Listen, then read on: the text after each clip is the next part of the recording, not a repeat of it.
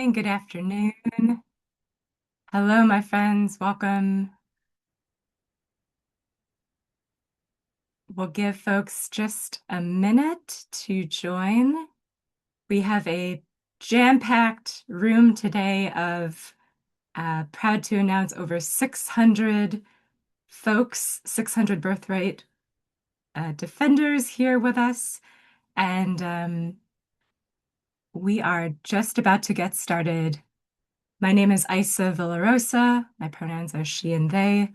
I am with the Asian Law Caucus, and many folks might know of us from the Asian American Leaders Table, the network body managed by Asian Law Caucus.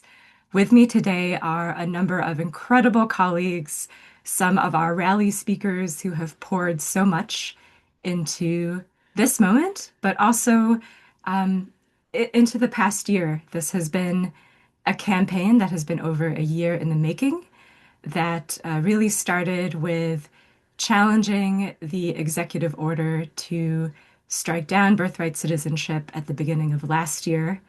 And we are here together to say that this constitutional right and no other right can be swiped away with a pen stroke. Before we get started, for folks just joining, you will see our instructions for anyone who wishes to join our language interpretation channels. With us today, we have Lindsay, who will be leading our Spanish channel, and Mr. Tang, who will be leading our Mandarin/Chinese channel. If there are latecomers, if there are folks who need further instructions, I invite my colleague Sitza of Asian Law Caucus to also introduce yourself in the chat. Sitza will help usher you into the right channel, and we'll also have this slide available throughout our rally. And then I'm also proud to introduce our ASL interpreter. We have with us today Maddie Hoskins. And everyone here, no need to move things around on your screen. Maddie will be pinned throughout this session.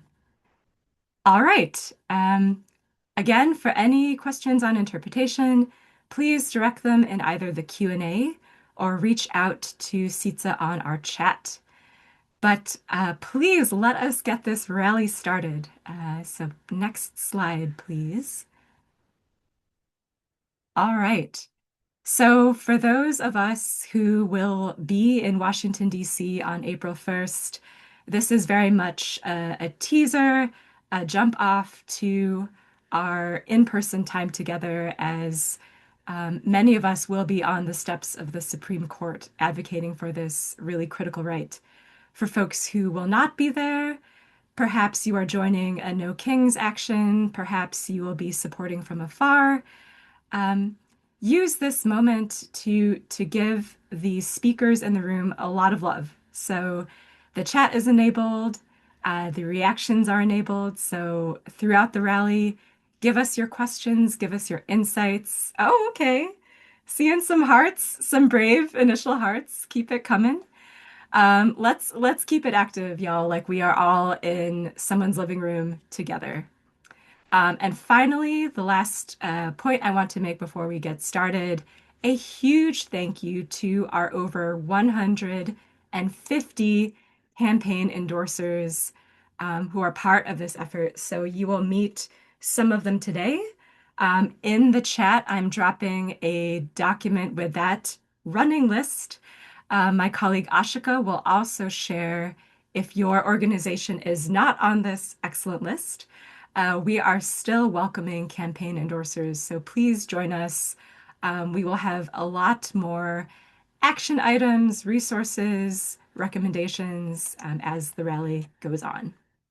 And then just directing your eyes to the speakers before us. It is a slam dunk crowd, and we're going to give everyone their full time to make the case for birthright citizenship. And without further ado, let me bring out Kim Leung, who is a staff attorney at the Asian Law Caucus. Kim is also part of our legal team for birthright citizenship, and she will be at the Supreme Court with our crew next week. Kim will give us a little 101 on birthright citizenship. Thanks, Kim. Thank you, Isa. What a privilege it is for me to be able to represent the brave parents who are plaintiffs in this lawsuit, and a privilege to represent the children who would be impacted by this executive order. We stand ready to defend birthright citizenship. Birthright citizenship stands for the principle that if you're born here, you belong here. My job is not only to talk about this in courtrooms. My job is to serve the impacted families and the larger American public who also stand to be impacted by this executive order. As you will hear from our speakers today, if this executive order is allowed, it would harm every American, immigrants and citizens alike. Our fates are connected. If you're here, I know you're concerned, and I know you're fired up. We know that when we hear from this administration that they're targeting the worst of the worst, that's a lie. We've all seen and experienced otherwise. Trump's executive order, or EO for short, is a prime example of this. It's written so broadly, it's indiscriminate. The executive order would effectively take away citizenship from children born here to parents who are neither US citizens nor green card holders. That's a lot of us. That's a lot of our neighbors. That includes people here for humanitarian reasons, on DACA, TPS, people here seeking asylum. This includes people studying at our universities on student visas. It includes farm workers, our STEM researchers on H-1B visas, just to name a few examples. I know there's a lot of misinformation out there. My team is committed to being a source of reliable information. Our job is to speak truth. In the next hour, we invite you to ask your questions. My colleagues and I will do our best to answer them in the Q&A feature as well as in the Zoom chat. Without further ado, I'm so excited to welcome my friend DaMareo Cooper, co-executive director of the Center for Popular Democracy. Birthright citizenship is enshrined in the 14th Amendment, and I'll pass it over to DaMareo to talk about why the 14th is so critical to our nation's history and also to our future. Thank you, Kim. I'm really excited and proud and privileged to be invited to this meeting to speak about birthright citizenship and the 14th Amendment, which is, birthright citizenship is the cornerstone of the 14th Amendment. It has been left as a legal tool by our ancestors and used by generations of Americans to create more human rights, freedom, and dignity in this country since its ratification on July 9th, 1868, and as part of the Reconstruction Amendments, which is the 13th, 14th, and 15th Amendment. Birthright citizenship is held in the first section of the 14th Amendment. It says that all persons who are born here are citizens. And in the same section, it adds that all people in this country have the right to due process and equal protection under the law. That's why you have this feeling in your stomach when you're seeing ICE use no-knock warrants or using children as bait or shooting people. You feel like something wrong is happening because it is. It's absolutely unconstitutional. The value for this country and the hope for the Union after the Civil War was that people in this country would be protected under the laws of our country. These amendments, the constitutional amendments, were created in the aftermath of the Civil War and was trying to answer a question of what do we do with 4 million people who were held in bondage, my ancestors, and the 13th Amendment had passed abolishing slavery. And to be clear, the way that the Civil War is won is that 400,000 Black people escaped enslavement and 200,000 American heroes, formerly enslaved men and some women, joined the Union Army and fought to save the Union for the potential of the American promise. That's an important fact that we don't talk about, but we need to understand that, and we need to know that we benefit from those people's sacrifice.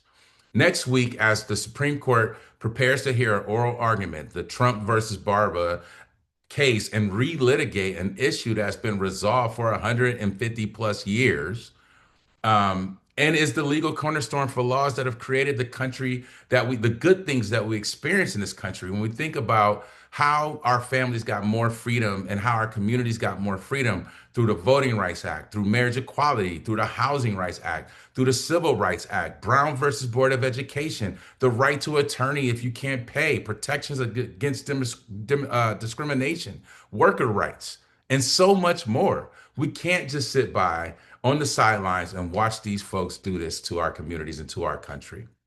When we hear people that we know are willing to undermine the Constitution by asking questions about citizenship and tinkering with the 14th Amendment, they're really trying to open a Pandora's box on discrimination. It's not just about one community, it's about all our communities. And anyone in this land who's not a landowning white man is up for grabs if we don't stop this thing right now. They're not asking the trivial question about citizenship. They're trying to ask a question about who has the ability, who gets to be seen as a legal person in this country, and who has the right to democracy in our country.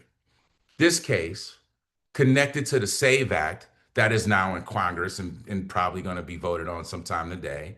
This case connected to the ICE raids facilitated by the executive branch really exposed the real plans of those who are currently trying to dismantle our democracy and subvert the will of the people. Popular democracies and allies like the Asian Law Center, ACLU, CASA, other networks, and people who just care about what our country is going to be like, not just for the last 250 years, but for the next 250 years. We are joining together and we're not going to let this happen. We do not plan to let this happen. And we damn sure are not going to be quiet about it while it's happening. That's why on April 1st, along with all the folks that you hear here and folks that you're going to hear when we get together, we're going to the Supreme Court, our Supreme Court in our country, and we're going to rally from 10:30 to 12:30 to demand that our rights are respected, that our Constitution is respected, and to show our opponents that we all have something in common. So I want to thank you again, Asian Law Conference, and Kim for inviting me to speak. And I don't know if I'm passing it or if I'm giving it back to you. Oh my gosh. Well, I don't know who you're passing it to because I think we all want to just go with you and Let's be go. in That's what I'm DC saying. Let's together. get there. Get there. Thank you, DaMareo, for kicking us off. And yes, the American promise is one of resistance. And also shouting out Center for Popular Democracy. Please follow them if you are not already. And I'm sharing the People's Action Organizing Revival Network that Popular Democracy is a part of. Please check them out. Okay, I'm honored to bring to the stage next an incredible advocate, Mama Tristeza Triste Ordex. She will share her personal story about why this right is so fundamental. And she is the national organizer for partnerships and engagement at Vet Voice. Triste, take it away. Thank you so much. And thank you, everyone, for being here with us today. Again, my name is Tristeza Ordex. I'm a Marine Corps veteran and the national organizer for partnerships and engagement at Vet Voice Foundation. I work with veterans across the country, and I want to talk a little bit about what this moment means, not just politically, but personally. When I made a decision to join the Marine Corps, my dad shared his concerns about how Mexicanos were treated and not respected in their service. And those words have stayed with me, and today they feel more real than ever. Because when we talk about birthright citizenship, this administration is trying to turn it into a question about who belongs here. But for us, there is no question. We're talking about our families, our communities, and people like my dad, people like me, and the Marines that I served with. We're talking about those Marines, children of immigrants, first generation Americans, and people who wore the same uniform as me, who were willing to give up everything for this country. And when you start questioning birthright citizenship, you're questioning the legitimacy of entire communities, including the very people who have served this country in uniform. And that has real consequences. It impacts morale, It impacts trust, national security. It impacts how veterans see their place in this country after their service and during their service right now. It impacts whether military families feel secure raising their children here in this country. And we raised our right hand and swore an oath to defend the Constitution, and not just parts of it, but the entirety of it. And that includes the 14th Amendment. And what I'm hearing right now from veterans isn't just frustration, it's much deeper. They're asking why, after we volunteer to serve, after we put our lives on the line, are we still being told we don't belong? We see families like Narciso Barrancos, 3 sons who chose to serve in the Marines. And stories like theirs, they are not rare. They're everywhere. Families who have given up so much, immigrant parents that have given what they love the most, which is their children. And this isn't about policy, it's about dignity also. It's about identity, and it's about whether the country that we fought for is going to live up to those values. And so I'm here today, not just as a veteran, but as a daughter of a formerly undocumented immigrant, as someone who has lived this reality, and as someone who is hearing from veterans across the country who are saying, enough, ya basta.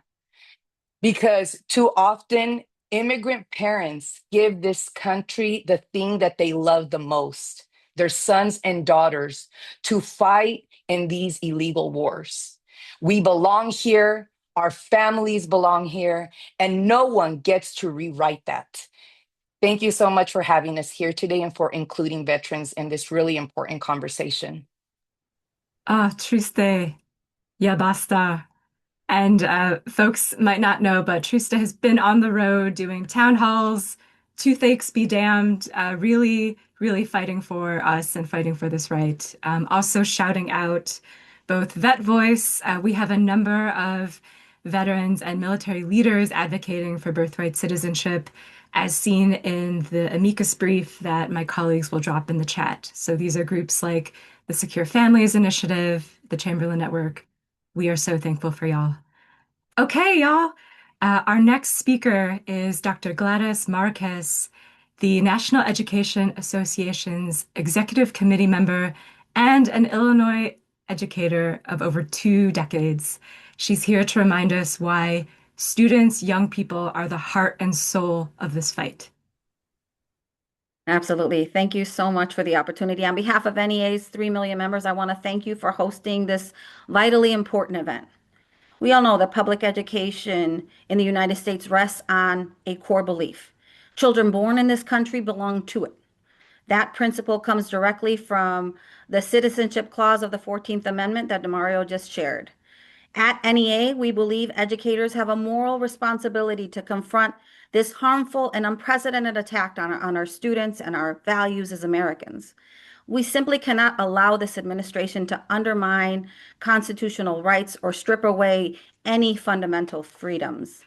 Trump's ill-conceived executive order would create a permanent underclass of people who have always called this country home, yet may be left without one. Think about it. Rather than narrowing who counts as American, we should strengthen the ideals that unite us by ensuring every child born here is recognized, valued, and able to claim their place in our nation's future. This executive branch is trying to strip innocent babies who have done nothing wrong, violated no laws, and had no say in circumstances of their birth, of their fundamental right to citizenship bestowed upon them by the U.S. Constitution. The U.S. Supreme Court must reject this unconstitutional executive order. Full stop. Because of birthright citizenship, children of immigrants can pursue their dreams, to teach, to heal, to help those who need help as doctors, as teachers, as engineers, as anything they want to be, and contribute to our country and to our democracy. The loss of this fundamental right will result in millions of U.S.-born children seeing their dreams dashed and crumbled by the capricious action of Trump that will deny them of the ability to participate in the American way of life. NEA and its more than 3 million members will not tolerate this immoral and unconstitutional act. As this administration continues its attacks against our communities, we will continue to organize and stand together to protect our students, our communities, and their families. Educators, students, and their families already are feeling the harmful effects of the Trump administration's ICE actions in and around our public schools and our communities. Many students stayed home and logged into virtual schools and days of learning because of the ICE actions in Minneapolis, Minnesota this past winter.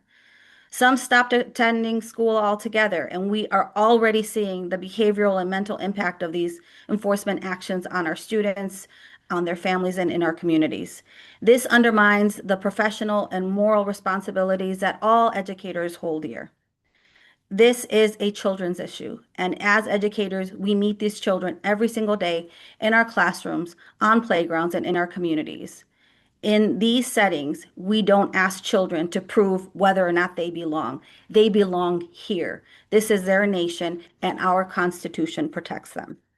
In this moment, we must choose unity over division, commitment over fear, and action over apathy. We must choose to be the generation that will always do what's the right thing for the least of us, not just for the most privileged among us. Thank you all for this opportunity, and we stand in unity and solidarity with you. Let's get to work, fam. Let's get to work indeed. And Dr. Márquez, the NEA, and all of our wonderful educator allies in this fight, we are so grateful to you all, including the American Federation of Teachers, also a campaign partner. In a little bit, we will share a short video from a dear partner, AAPI New Jersey. They have a video short that uses joy and humor to call attention to this moment. So please stay tuned for that. They have also been very active in ensuring that birthright citizenship is a critical part of K through 12 curriculum. Okay, y'all, on to our next speaker. I'd love to bring to the stage Beatriz Lopez, Executive Director of Voto Latino. Some of you, like myself, have also leaned on Beatriz's wisdom through the Amigos Network, and it is so wonderful to have you here today. Thank you so much. Thank you so much for having me here. You know, we're standing at a defining moment for our democracy for all the very reasons that the previous speakers have mentioned. It's incredible to think that we're here in this moment, responding to a Supreme Court case that should have never gotten here. Birthright citizenship is not debatable. Birthright citizenship is a core promise of this country, that if you are born here, you belong here. Let me say it again. If you are born here, you belong here. That is not a gift from any president. It's a guarantee from our Constitution. And right now, it is under threat. Let's call it what it is. It's an attack on families like my own, who look like me, who share my culture and the color of my skin. Latinos represent 75% of all children with non-citizen parents in this country. The representative plaintiff in this case is, in fact, a Latina woman. When the administration targets birthright citizenship, they are targeting mothers like her, like me, like our children, specifically, disproportionately, by design. And whether your family has been here one generation or 5, the message is the same. Your rights can be rewritten at the whim of a political power. That is not happening in isolation. This is part of the same playbook we see in the surge of detentions, the shadow of mass deportation, the daily fear forced on our neighbors. It is a strategy to create a permanent underclass, to erase Latino political and social power by denying our children the most fundamental right of belonging. Now, let me make the consequences concrete because they are devastating. For working families, children of long-term legal residents, people on work visas, student visas will be thrown into legal limbo. Entire households destabilized overnight. For mixed status family, siblings born just years apart would be treated as if they belong to different countries. Brothers and sisters, same home, same dinner table, different rights. For the children of DACA and TPS holders, they would inherit the same fear and exclusion their parents have fought a lifetime to overcome, despite knowing no other home but this one. We are talking about hundreds of thousands of people, our neighbors, U.S. citizens born on American soil, now facing the retroactive threat of losing their citizenship. This is not policy adjustment. This is an American crisis. And let me be clear with every person listening right now. This affects every American. If birthright citizenship is limited, a birth certificate alone will no longer prove you belong. Every parent getting a Social Security number for their newborn will face government verification. We would be turning the most joyful moment of a family's life into a bureaucratic ordeal, one riddled with errors, backlogs, and suspicion. That is not the country any of us signed up for. A diverse America is our superpower. The immigrant community, first generation, second, third, is the engine of this nation's strength. Our families have propelled this country through hard work, through innovation, through sheer determination. It's incumbent on us to keep lifting our voices, to keep mobilizing, organizing, and reminding our justices, our policymakers, our neighbors, our families, and friends that the 14th Amendment is not a suggestion. Birthright citizenship is not up for negotiation, and our children are our collateral damage in someone else's power play. This is our fight, and we will win together. So thank you for having me. Todos somos. We will win together. Thank you so much, Beatriz. And thank you. I see you all in the chat. You all have had your coffee today, and we are so grateful for it. Please keep your feedback, your comments, your questions going. My wonderful colleagues have been also answering questions in the Q&A. All right. Next up, we have Marlena Truong from AALDEF, the Asian American Legal Defense and Education Fund. AALDEF is a dear partner both in this campaign as well as to the Asian American Leaders Table Network, whether it's voting rights, language access, or this birthright citizenship campaign. Marlena, the floor is yours. Thanks so much, Isa. Kind of hard to follow on Beatriz, but I will try. So thank you all so much for having me here today. And thank you to everyone for joining this digital rally to defend something that is so fundamental to this country, birthright citizenship. The principle of birthright citizenship was enshrined in the 14th Amendment, and it was meant to be permanent. That's why AALDEF, along with our partners at the Korematsu Center and the Center for Civil Rights and Critical Justice, filed an amicus brief defending birthright citizenship on behalf of more than 70 Asian American organizations and race and law centers. Our brief is grounded not just in legal arguments, but in the lived experiences of our communities. We lift up stories of people who have lived through what happens when citizenship is denied or taken away. One of those voices is Teresa Lee, a Korean American immigrant and longtime advocate who shared, quote, "Denying children citizenship in the country where they were born leaves them without a real place to belong.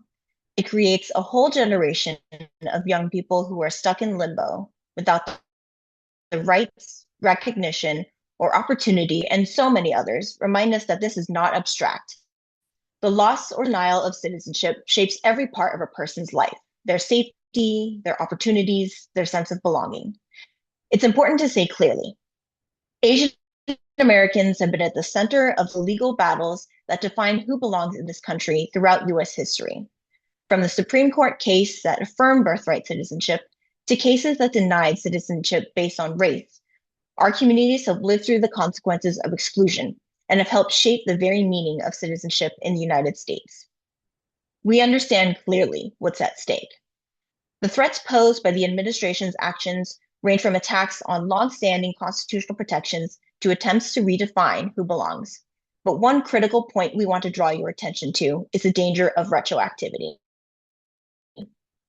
The administration claims its proposal to end birthright citizenship is forward-looking, but that's not. The Constitution does not guarantee birthright citizenship. It opens the door to even more threats to our communities and so many other communities, that the government can go back and strip citizenship from people who have already lived for years or even decades in the US as citizens, people who were born here, people who have voted, worked, and raised families here, people who have never known another country. We want to be clear. This is not hypothetical.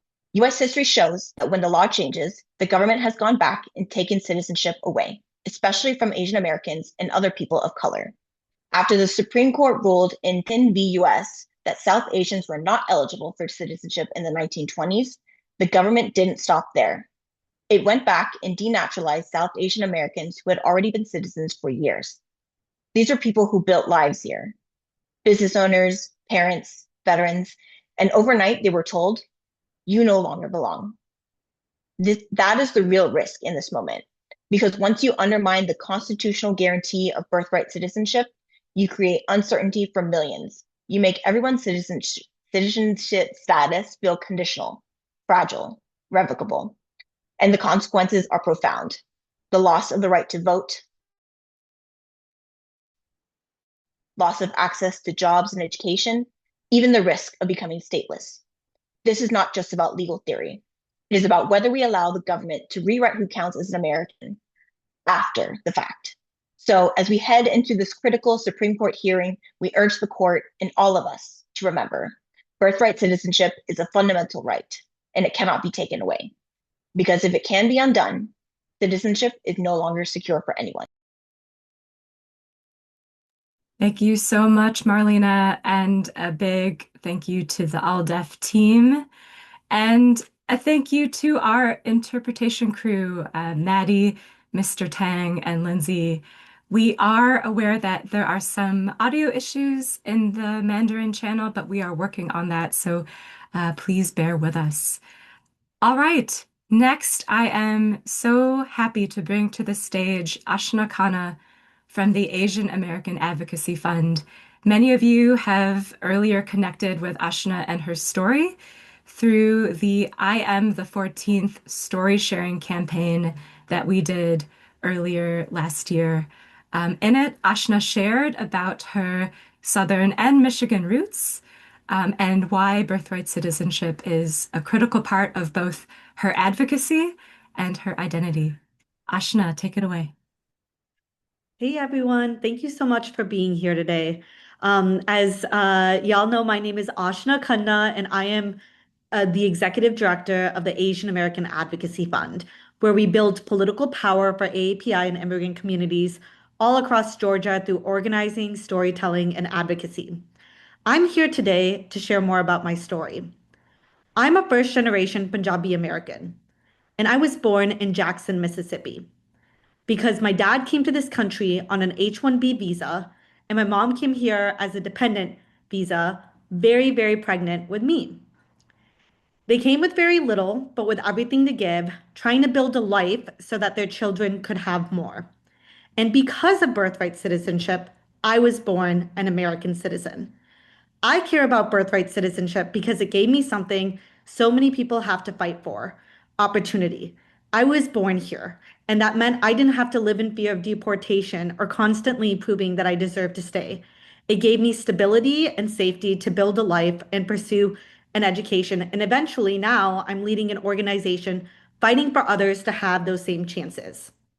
And now, decades later, I'm 5 months pregnant myself. So this is not something that is abstract for me. It's deeply personal. Most of my extended family here today do not have citizenship status, and I've seen the uncertainty, and limitations firsthand.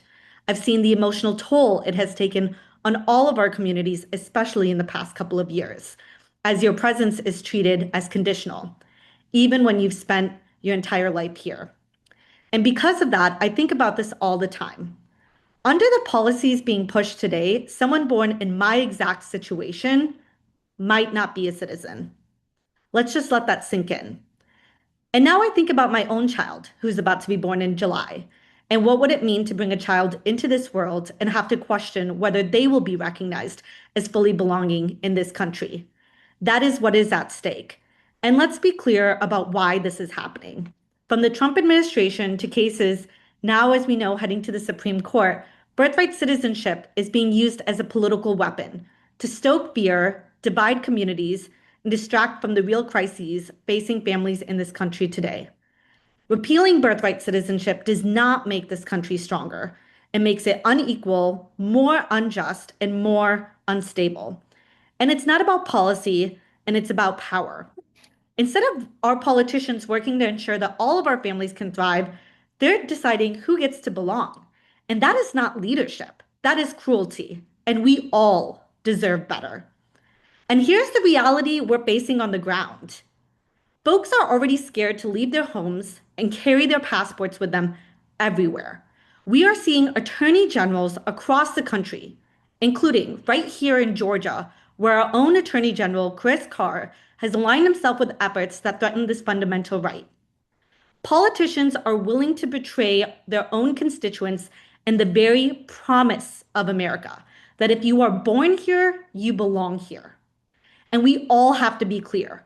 We will hold them accountable. And as a local community advocate, I just want to say this to everyone organizing in your own states across the country, especially in places where your leaders are not standing with you. We see you, we are with you, and we are building power alongside you. Because this is what I know. Our communities are not powerless. We are having conversations in different languages. We are bringing people together who have been ignored for far too long and who will come together to elect leaders who really care about us. We are building something bigger than fear. And because this is more about one policy, this is about who gets to belong in this country. We refuse to let anyone take that away. Birthright citizenship is a promise, and we are here to defend that promise. Together, we will win.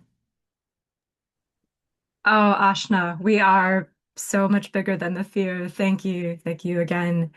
And thank you to the many folks who are sharing their stories in the chat too. We see you, and this is the work, right? This is how we find each other and how and why they will not keep us apart. Okay, y'all. This has been flying, and thank you for keeping the emojis live and please keep them going. Our second to last rally speaker is Mia Senechal from MoveOn. Many of you receive MoveOn's great resources and updates. Mia has been working round the clock on a number of campaigns in order to keep our rights. Let us bring to the stage Mia.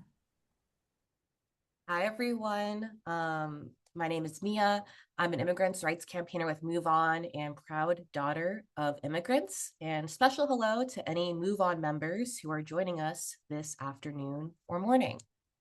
So I want to start by asking this: who gets to decide who belongs? And for more than 150 years, as many people have already said on this call, we've said from the moment you're born, you start as an equal member and citizen of this country. So why are politicians trying to make that complicated now? Who benefits when this basic constitutional right gets twisted and debated? After one of the darkest chapters in our history, this country made a fundamental promise, and the 14th Amendment made it clear. No matter who your parents are, no matter where they came from, if you're born here, you are a citizen. Why did we make that promise? Because we decided citizenship should never depend on race, on wealth, or on your lineage. Because we decided this country should belong to all of us. And now some politicians want to undo that. They want to give themselves the power to decide who is American and who isn't. So ask yourself, what happens when politicians get to pick who deserves rights? Is that about fairness? Is that about safety? Or is that about control? Because once we go down that road, where does it stop? My parent was adopted from another country, and I've seen how a broken system has left some adoptees. These are people who grew up here, who thought they were citizens, learning later that they weren't. Some of them have even been deported to countries they've never known. And now up to 200,000 adoptees are now vulnerable to deportation. And we've all seen what this system does, right? We've seen parents taken in the middle of the day while their kids are at school, and then those kids come home to an empty house. We've seen people locked up in detention centers for months, some dying in detention without ever accessing legal representation or contact with their families. And the truth is, we all know someone who this would touch, right? This could be your friend, your neighbor, your coworker, a family member. And we all know we have more in common with each other, with our neighbors, with working families, people who are just trying to build a life than we ever will with these politicians who are trying to divide us. Instead of doing things like focusing on lowering costs, creating real public safety, or making real solutions for our broken immigration system, they're trying to pit us against each other, trying to argue over who belongs and making citizenship subject to changing political agendas and whims rather than a protection that we all have under law. But we're not going to fall for their divisive tactics because we know better than that, right? We know you don't move the goalposts on families who need to stay together. We know you don't take rights away from people who were born here. We know the Constitution protects all of us, not just the people in power. And with the Supreme Court battle ahead, we need to keep the pressure up. And no matter what happens, we know we're going to keep showing up for each other and protecting each other and fighting. Thank you. Thank you, Mia, and we are with you in the MoveOn team. I want to give a shout out to my colleagues who have dropped so many resources in the chat. Hopefully folks are clicking on those, engaging with them. Please bring them to your people. We've reached a lot from our campaign and we need to reach so much more. And not to fear, we'll also share a recap, resources with you all after our rally. Okay, next, I am so delighted to bring up two of my Asian Law Caucus colleagues, starting with Executive Director Aarti Kohli. Aarti, like Kim, will be in Washington, D.C. next week. And Aarti, take it away. Thank you, Isa. My heart is so full. You have just made my day and my month. I have been so concerned about our democracy, and it is amazing to see the hundreds of people on this call engaging. So you've just heard from people who were children of folks who have come as veterans and on work visas, built their lives on this promise, communities who put down roots and never look back. And to me, that's the true wealth of this country, not in spite of immigration, but because of it. And this is very personal for me. My husband was born here when his parents came on J visas. If Trump's executive order had been the law at that time, he would not be a birthright citizen. My in-laws came as medical residents from warm South India to freezing cold Albany, New York. And they served patients in low-income neighborhoods in underserved areas throughout their career. My mother-in-law was a pediatrician taking care of American babies. It would have been so ironic if her own child was not a US citizen.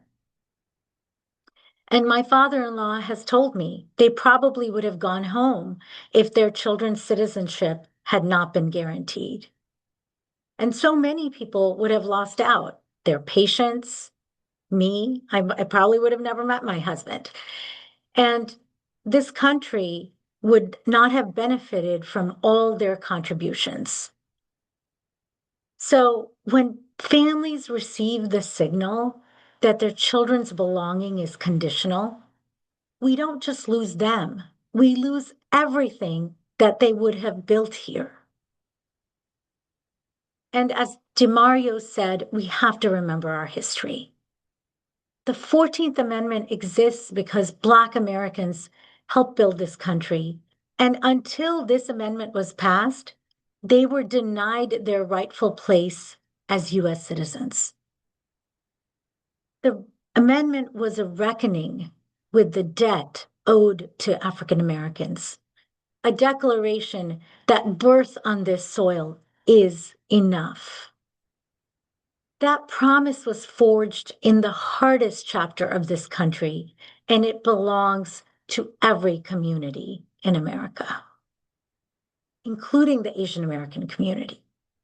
So more than 100 years ago, a young man from San Francisco's Chinatown, that's where I'm sitting right now, born just a few blocks from our office, was told he wasn't a citizen when he tried to come home from a trip to China.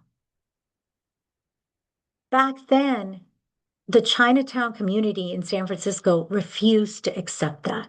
He was detained in the Bay on a boat for months. They rallied around him, fought for him, took his case all the way to the Supreme Court in 1898, at a time when there was rampant racism against people of color, including Chinese Americans. This man, Wong Kim Ark, won his case. And that victory has protected every child born on American soil for over a century. And in 6 days, we go back to the Supreme Court to defend that same case. So the Asian Law Caucus is co-counsel in Barbara v. Trump alongside the ACLU and the NAACP Legal Defense Fund. Because of this history and because our clients are these families, students, asylum seekers, people with temporary protected status, DACA, whose children's futures are now in question.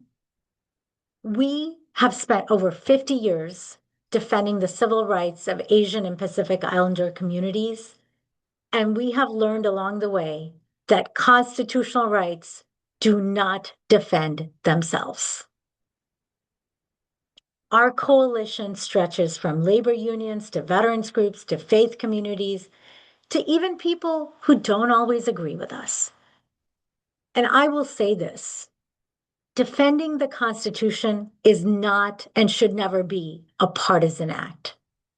It is an American one, a deeply patriotic one. On April 1st, our team will be inside the Supreme Court for oral arguments.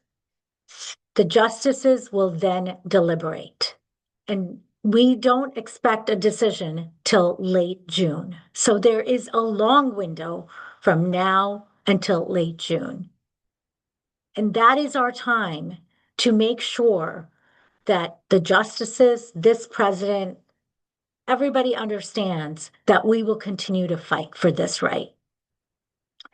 So here's my challenge to everyone on this call. Don't just stay in this fight. Bring someone with you. Think of one person in your life who hasn't been following this case. A neighbor, a colleague, someone from a different community, even with someone with different politics. Bring them in. Share your story, your family story. Bring them to defendbirthright.com. And if you can, bring them to the steps of the Supreme Court on April 1st. We will be having a rally right after oral argument. And if you can't make it to DC, find a No Kings March near you and bring someone with a sign. The promise of birthright citizenship is that this country claims its children, all of them, unconditionally, from the very first breath. We are fighting to keep that promise for the children being born right now and for every generation that comes after them. That is the American promise, and together we will defend it. Thank you. Thank you so much, Aarti, and thank you to the love in the chat. We also have a descendant of Wong Kim Ark with us today in this room. So how's that for community? For folks who can't join Aarti and Kim in DC, our colleague Nashwa will come on next to share with you all concrete next steps and ways to get involved. Nashwa, please take it away.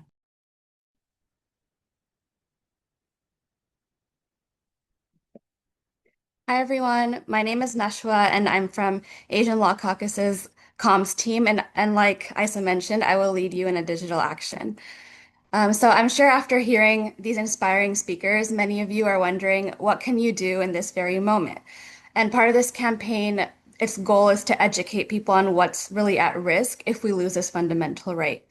So I want everyone to take out their phones, please. And I know usually in webinars we say phones away, but this time we want you all to engage with us.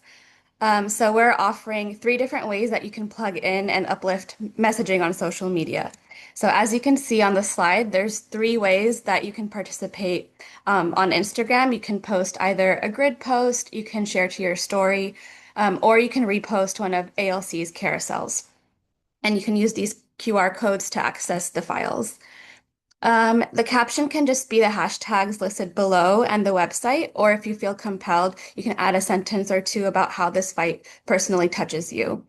We've heard from veterans, teachers, family members, so if one of these stories really impacted you, feel free to add a personal touch.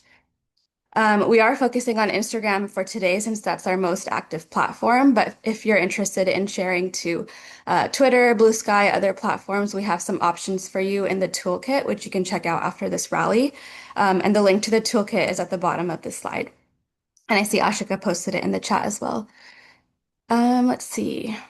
Yeah, in case you're wondering where this website takes you, the defendbirthright.com, it's our central landing page that has the most up-to-date actions, resources, know your rights information, and we're working on adding more in language and translated pieces as well. We encourage you all to visit this page frequently as well, as we keep it updated with active actions and resources. I'll give folks another minute, and I'm just running out of time here, but you can access the QR codes here for easily downloadable graphics and press published. Feel free to tag Asian Law Caucus as well. There's almost 300 people in this rally right now, so imagine how many people we can educate if everyone participates, and like Aarti mentioned, if we each bring one person with us. Thank you, and I'll be in the chat if there's any questions, and I'll pass it back to Isa. I'm looking forward to seeing all your posts.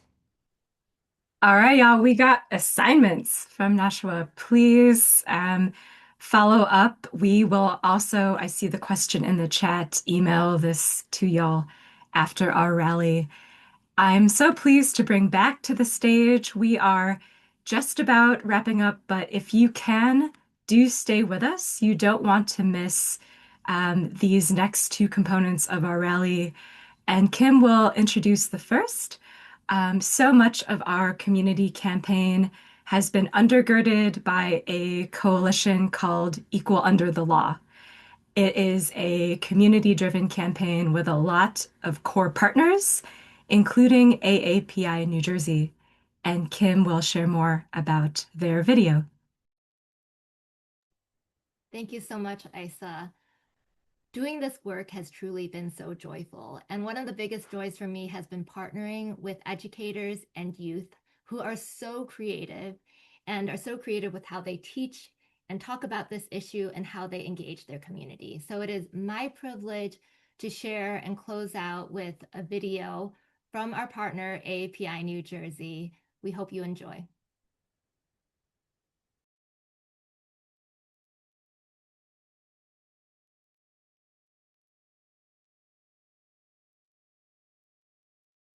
Hi, I'm the president of the We Hate Babies movement, and we hate babies, especially me. Thank goodness President Trump is finally doing something about our biggest problem. Not the economy, not pollution, not healthcare, babies. Babies with rights. The Supreme Court is going to hear a case against babies' rights this spring. This is the most exciting things for us in years. So please, do not use the really fun educational resources about birthright citizenship. And definitely do not tell your friends or family to share this video. And whatever you do not rally to support equal protection for babies.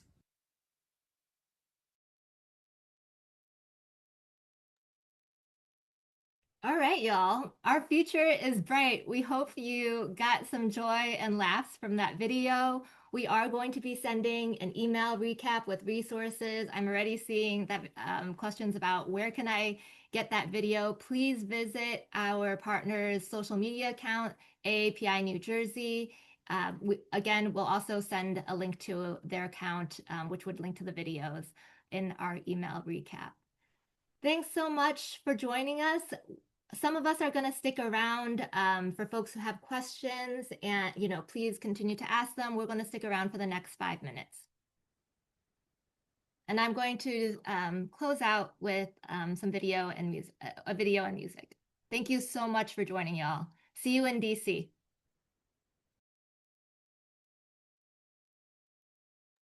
Thanks, y'all. And as Kim teased that up, the photos you are about to see are photos from our campaign partners at different activations.